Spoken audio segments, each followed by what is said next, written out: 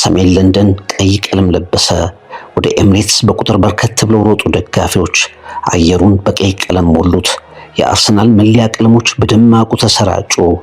የዓለም መቋጫ መጨረሻ ነው ተብሎ የሚጠበቀውን ፌንስቤሪ ፓርክን መድፈኞቹ እና ደጋፊዎቹ የደስታቸው ማብሰሪያ መጀመሪያ ያደረጉት። የማይታወቁ ግን በአርሰናል የተገናኙ ተቃቀፉ። በትዕግስት የጠበቁ እየተደዋወሉ በደስታ ነቡ።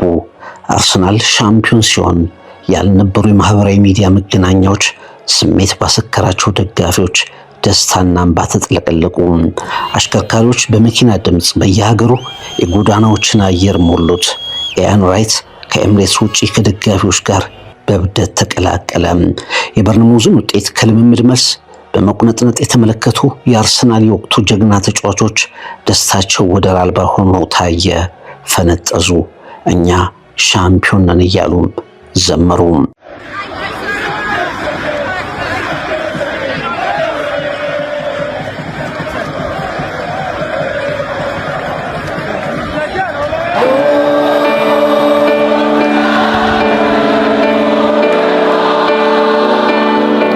የአርሰናል የልብ ደጋፊ የሲዝን ትኬት ባለቤት የእንግሊዙ ጠቅላይ ሚኒስትር ኬር ስታርመር 22 ረጅም ዓመታት በመጨረሻ መጣን፣ በመጨረሻ ደረስን፣ ሻምፒዮን ሆነን ብለው ጻፉ።